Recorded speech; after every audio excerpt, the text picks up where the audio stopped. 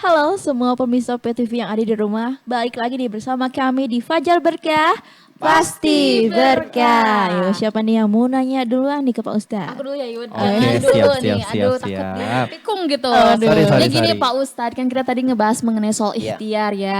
Nah gimana Pak Ustadz kalau misalkan kita ikhtiar dalam hal keburukan gitu. Ya maksudnya mendalami atau Waduh.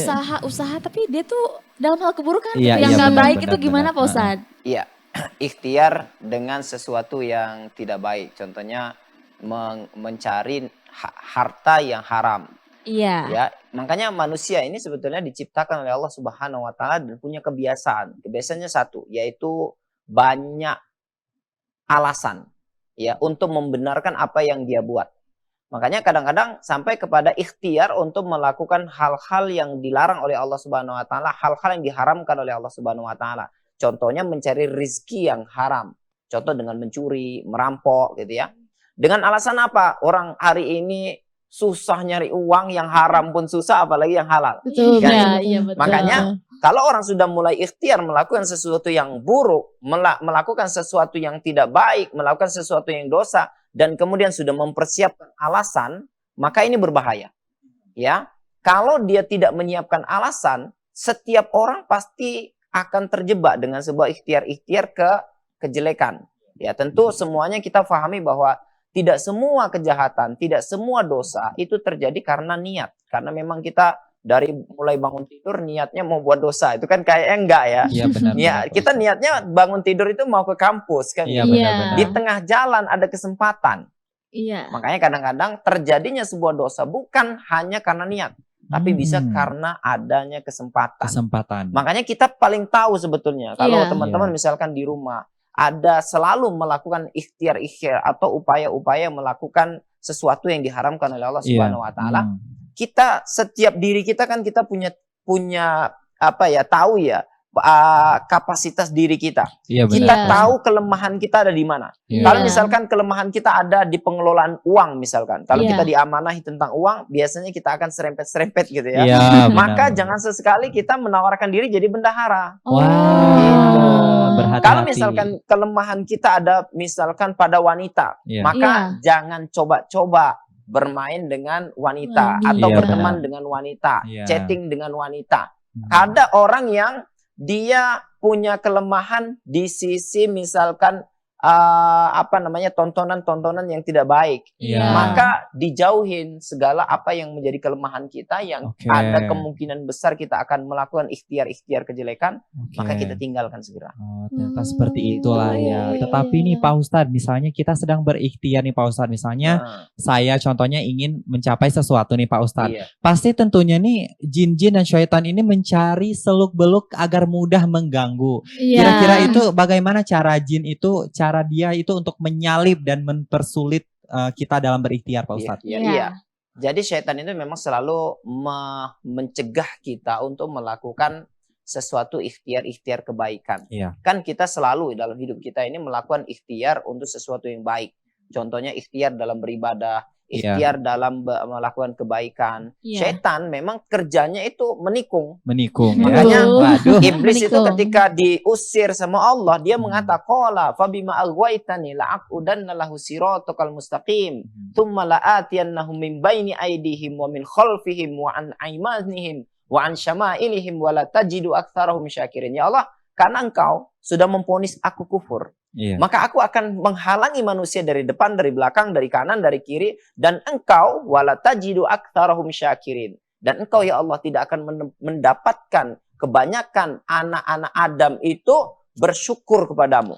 Wah. Artinya, apapun ikhtiar kebaikan yang ingin dilakukan oleh manusia, maka syaitan itu akan berusaha bagaimana menggagalkannya. Salah satunya misalkan kita misalkan berbisnis, usaha, mencari nafkah gitu ya.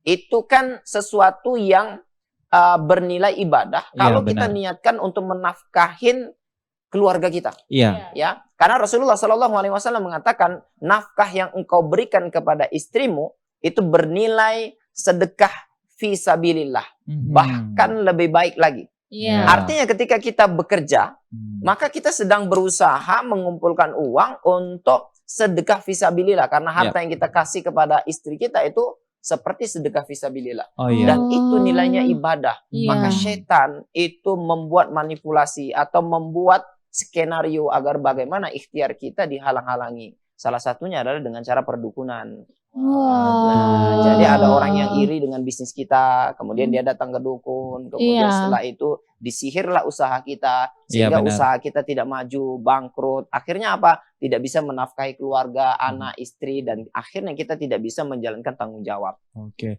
Tetapi nih Pak Aduh. Ustadz ya, terkadang kita kan pengen bertanya-tanya juga nih apabila kita sedang berikhtiar. Iya. Ikhtiar itu kira-kira sangkut pautnya atau hubungannya dengan takdir itu gimana Pak Ustadz? Jadi ikhtiar itu adalah upaya yang dilakukan oleh manusia. Hasil apapun yang kita dapatkan itu merupakan takdir yang Allah tetapkan, buah dari usaha kita. Ya, sebagaimana Umar bin Khattab mengatakan, kalau kita membawa gembala kambing, kemudian di depan kita itu ada lembah yang ada rumput, satunya lagi ada lembah yang tidak ada rumput. Iya. Iya. Kita bawa kambing kita dikembalakan di lembah yang ada rumput, itu adalah takdir Allah. Iya. Kita bawa kambing kita ini ke tempat yang tidak ada rumput, maka itu juga takdir yang kita iya, pilih benar. sendiri. Jadi dalam kehidupan contoh, kita mau sukses atau tidak mau sukses, itu adalah proses perjalanan ikhtiar. Ikhtiar. Hasilnya itu adalah takdir yang Allah tetapkan sesuai dengan ikhtiar kita. Iya, iya benar. Kita mau sukses, tapi kerjanya tidur. Waduh. Nggak Mimpi. pernah belajar. Iya, iya, iya. Iya, betul, Tidak tahu betul. dunia marketing. Aduh. ya kan? Waduh. Kemudian coba-coba berbisnis. Hasilnya apa? Bangkrut. Nihil. Bangkrutnya itu adalah takdir yang Allah tetapkan, buah daripada kebodohan kita tentang bisnis. Iya. Gitu juga ketika ada orang yang punya cita-cita sukses.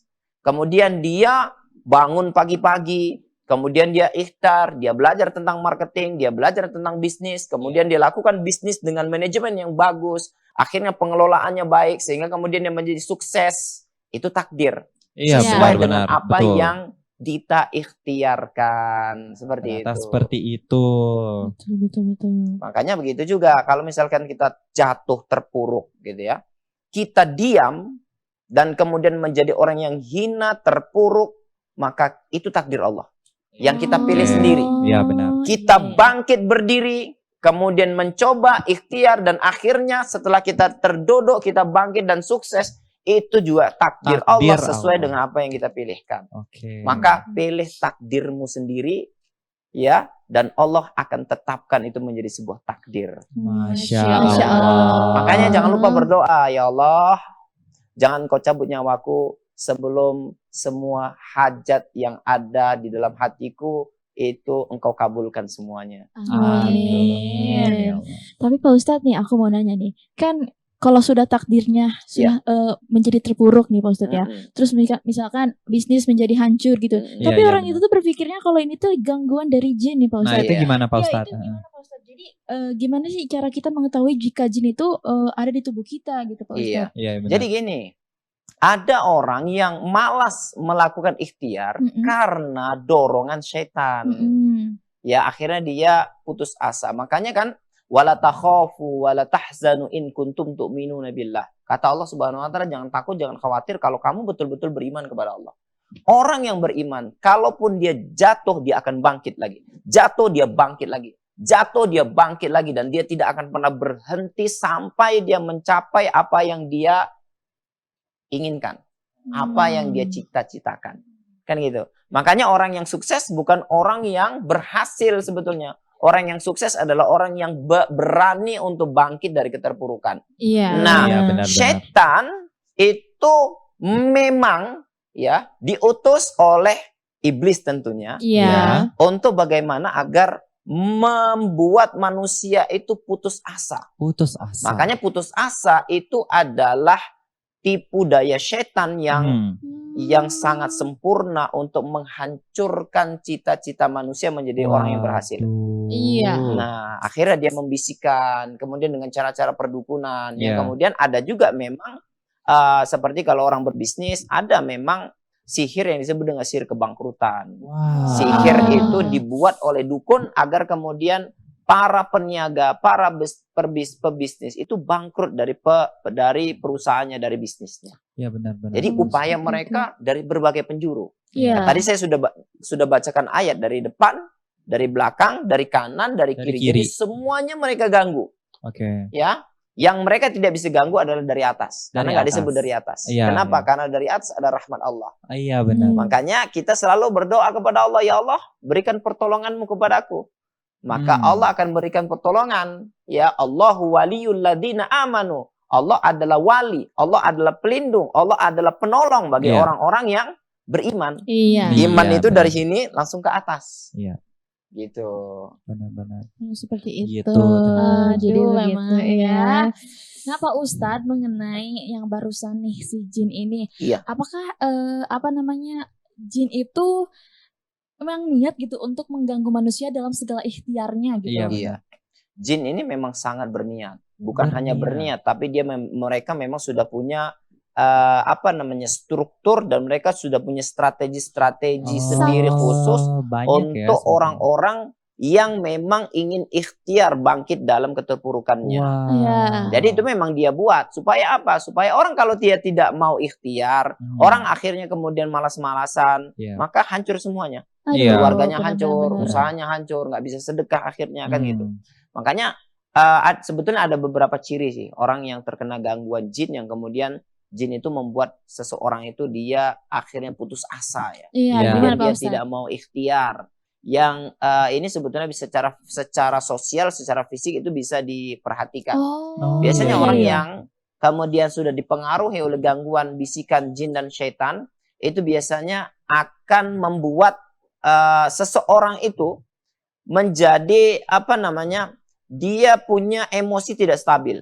Gampang Oh, marah, iya, iya, gampang benar. tertekan, kemudian tidak fokus, kemudian mudah untuk depresi. Depresi. Kalau ada masalah itu ingin menyelesaikannya secara singkat, bukan menyelesaikannya dengan Iya ikhtiar benar. kepada sesuatu yang lebih baik. Tapi ikhtiarnya jalan sikat, ya sudah, kalau gini aku mati aja lah. Gitu. Aduh. Nah, itu Naudzubillah. bisikan setan sebetulnya. Iya, Kenapa? iya. Karena setan itu akan membisikkan di hati kita untuk tidak ikhtiar. Oh iya. Bukan iya, mencari benar. solusi terbaik, tapi ingin memutuskan lari daripada masalah. Makanya iya. Islam itu mengajarkan kita untuk tidak fokus pada masalah. Islam itu mengajarkan kita kepada solusi. Solusi. Solusi. Jangan pikirin masalah yang engkau hadapin, tapi pikirkan apa solusi yang akan engkau lakukan ke depan. Aduh, Aduh, rada sulit tapi ya. Iya, tapi bisa dicoba lah ya. Iya. Oke, ini pemirsa nih makin seru kan pembahasan Iya. kita kali ini. Jadi jangan kemana-mana, tetap di Fajar Berkah. Pasti berkah.